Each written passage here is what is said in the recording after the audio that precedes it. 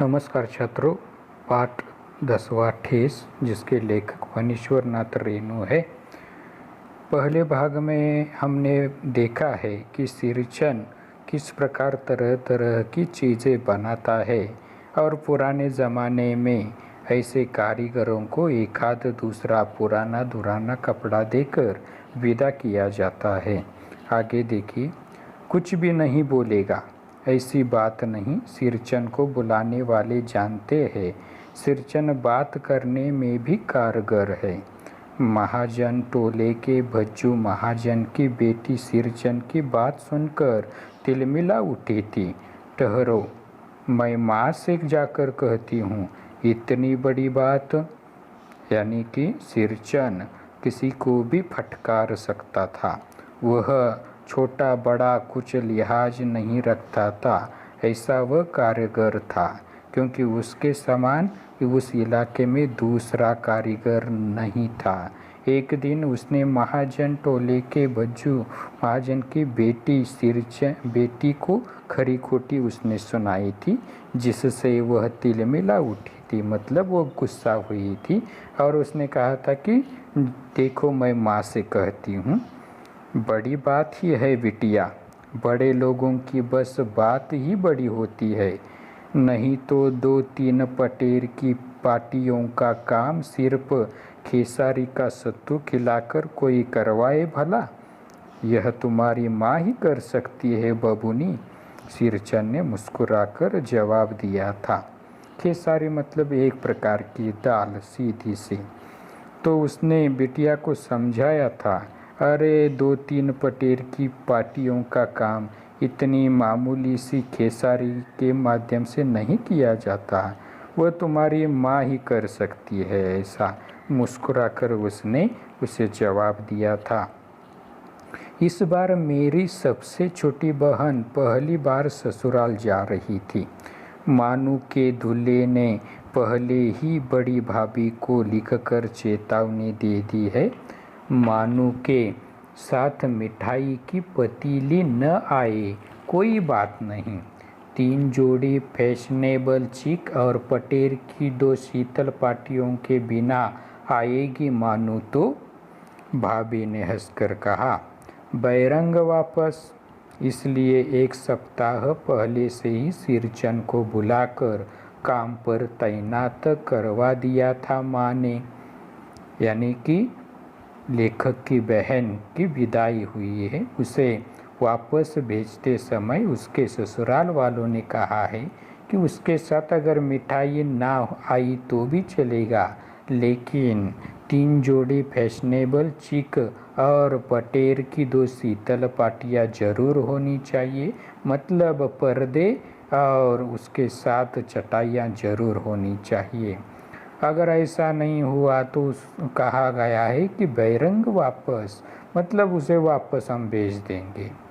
इसलिए 1 सप्ताह पहले से ही सिरचन को बुलाकर इस काम के लिए माँ ने तैनात करवा दिया था और कहा, देखो सिरचन, इस बार नई धोती दूंगी, असली मोहर छाप वाली धोती।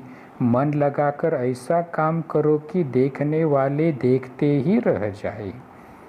यानी कि यह काम बहुत अच्छा होना चाहिए, बेटी के ससुराल जो जाने वाला है, और इसके बदले माँ ने सिरचन को कहा है कि तुम्हें नई धोती दी जाएगी, वो भी मोहर छाप वाली, यानी कि पुराने ज़माने में जो प्रसिद्ध मानी जाती थी, ऐसी मोहर छाप वाली असली धोती देने का वादा माँ ने सिरचन से किया है। पान जैसी पतली छुरी से बांस की तीलियां और कमानियों को चिकनाता हुआ सिरचन अपने काम में लग गया। रंगीन सुतलियों में झब्बे डालकर वह चिक बुनने बैठा। 1.5 हाथ की बुनाई देखकर ही लोग समझ गए कि इस बार एकदम नए फैशन की चीज़ बन रही है। पान जैसी पतली छुरी मतलब उसके पास जो साधन है छुरी, वो पतला सा है, जिसके माध्यम से वह बांस की तीलियां निकालता है छोटी छोटी, और कमानियों को चिकनाता हुआ बनाता हुआ वह ऐसे चीज़ें बनाने में जुट जाता है।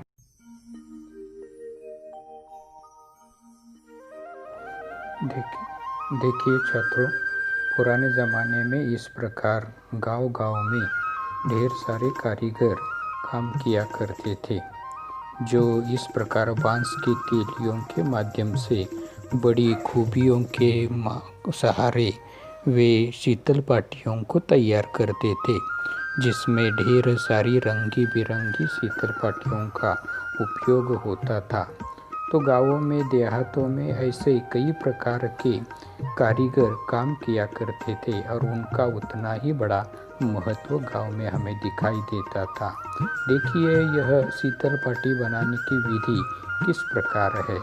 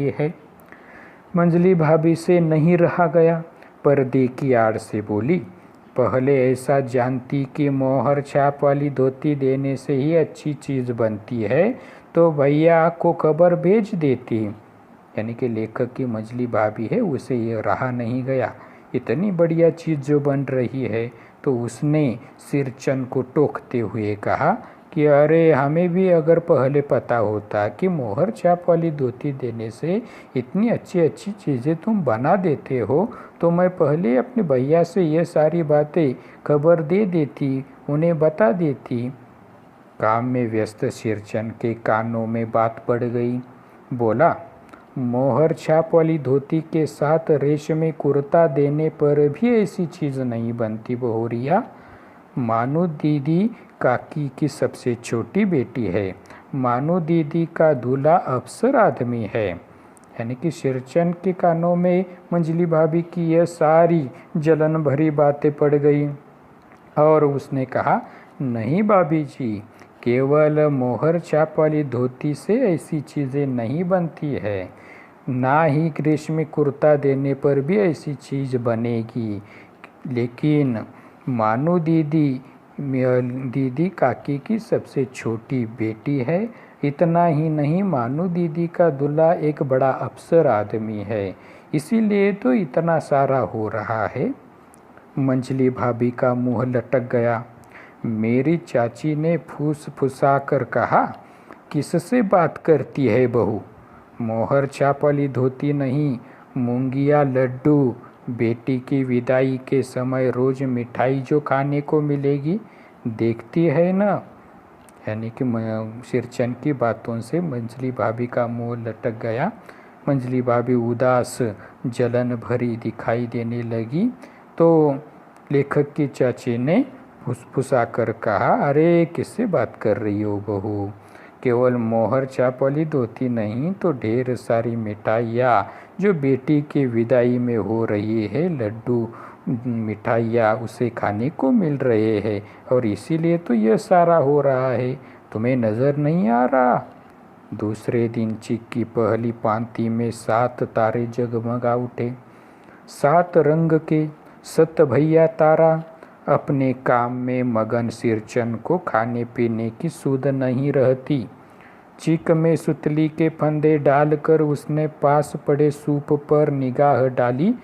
चिवड़ा और गुड़ का एक सूखा ढेला यानी कि वो जो चिक बना रहा था, तो दूसरे दिन उसे दिखाई दिया उस पर्दे पर मानो 7 तारे चमक रहे हो, 7 रंगों के, मानो सतभैया तारा दिखाई दे रहा हो।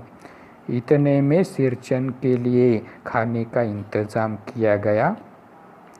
चिक में सुतली के फंदे डालकर उसने पास पड़े सूप पर निगाह डाली, जिसमें चिवड़ा और गुड़ का एक सूखा ढेला उसे दिया गया था, रखा गया था। मैंने लक्ष्य किया, सिरचन की नाक के पास 2 रेखाएं उभर आई। मैं दौड़कर माँ के पास गया।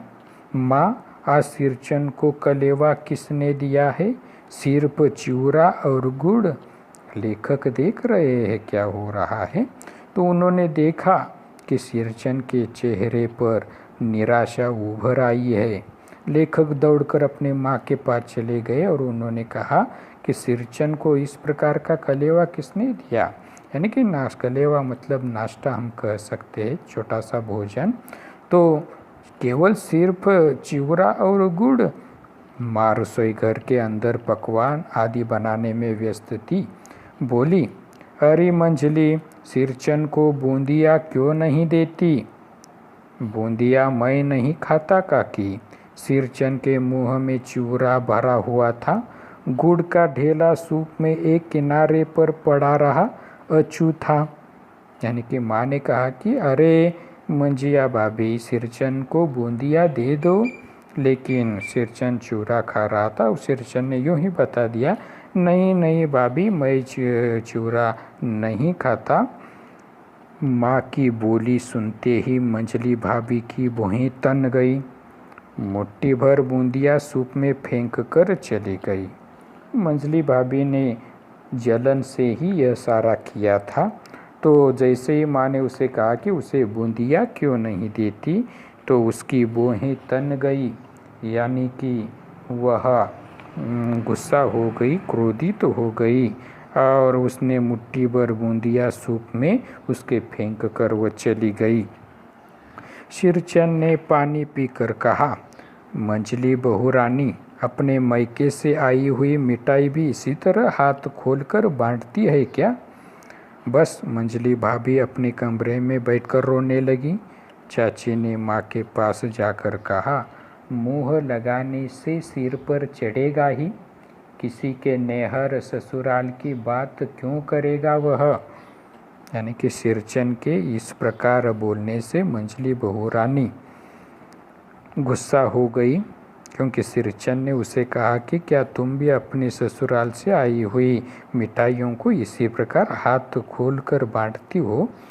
तो जिसकी वजह से वह अपने कमरे में जाकर रोने लगी। और चाची ने भी उसे आकर कहा कि तुम सिरचन से कहा कि अगर मुँह लगाने से सिर पर वह चढ़ेगा ही, तो आखिरकार किसी के नेहर ससुराल की बात क्यों करेगा वह? मतलब सिरचन को यह अधिकार नहीं है। चाची ने कहा कि वो किसी के नेहर और ससुराल की बातें करे, यह अधिकार सिरचन को कदापि नहीं है। मंझली भाभी माँ की दुलारी बहू है। माँ तमक कर बाहर आई, सिरचन, तुम काम करने आए हो, अपना काम करो। बहुओं से बतकुट्टी करने की क्या ज़रूरत? जिस चीज़ की ज़रूरत हो मुझसे कहो। यानी कि मंझली भाभी माँ की दुलारी मतलब प्यारी, जिस पर माँ का स्नेह है, दुलारी बहू है। तो माँ भी तमक कर बाहर आई, मतलब गुस्से में बाहर आई और सिरचन से कहा, सिरचन तुम अपना काम करो, बहुओं से बतकुट्टी मत करो, मतलब उनसे गपशप मत करो या उनमें बातों में मत उलझो, उन्हें कुछ मत कहो। जिस चीज़ की तुम्हें ज़रूरत हो मुझे बताओ, मैं तुम्हें दे दूँगी। सिरचन का मुँह लाल हो गया, उसने कोई जवाब नहीं दिया। बांस में टंगे हुए अधूरे चिक में फंदे डालने लगा। सिरचन का मुँह लाल हो गया, यानी कि सिरचन भी गुस्सा हो गया। मुँह लाल होना, गुस्सा होना या क्रोधित होना हम कहते हैं। तो उसने कोई जवाब नहीं दिया, वह अपना चिक बनाने का काम यानी कि जारी रखा उसने। मानो पान सजाकर बाहर बैठक खाने में भेज रही थी। चुपके से पान का एक बीड़ा सिरचन को देती हुई इधर उधर देखकर बोली, सिरचन दादा, काम काज का घर, 5 तरह के लोग 5 किस्म की बात करेंगे, तुम किसी की बात पर कान मत दो। यानी कि मानो वहाँ पर थी, वह पान सजाकर बैठक खाने में भेज रही थी। जाते हुए चुपके से एक पान का बीड़ा उसने सिरचन को दिया और कहा कि दादा देखो, तुम अपने काम पर ध्यान दो, बड़ा घराना है, तरह तरह के लोग घर में है, किसी को कुछ लगेगा, हर एक की बात अलग अलग प्रकार की बात है, 5 किस्म के लोग 5 तरह की बातें करते रहते हैं, तुम किसी की बात पर कान मत दो। यानी कि इस प्रकार सिरचन ने मुस्कुराकर पान का बीड़ा मुंह में ले लिया। चाची अपने कमरे से निकल रही थी। सिरचन को पान खाते देखकर अवाक हो गई। सिरचन ने चाची को अपनी ओर अचरज से घूरते देखकर कहा, छोटी चाची, जरा अपनी डिबिया का गमकौआ जर्दा खिलाना, बहुत दिन हुए। यानी कि सिरचन ने मुस्कुराकर पान का बीड़ा अपने मुंह में लिया और सिरचन पान चबा रहा है। इतने में वहाँ पर चाची आई। उसने देखा कि सिरचन पान खा रहा है तो वह अवाक हो गई। उसे अचरज हुआ, अरे इसकी तो बहुत बड़ी मिजाज हो रही है। तो सिरचन ने भी चाची की ओर देखा और कहा कि छोटी चाची, ज़रा अपनी डिबिया का गम कौवा जर्दा खिलाना। गम कौवा जर्दा मतलब खुशबूदार जर्दा जो होता है, तंबाकू एक प्रकार की होती है, तो गम कौवा जर्दा खिलाना, बहुत दिन हुए। इस प्रकार सिरचन ने चाची से कहा है। धन्यवाद छात्रों।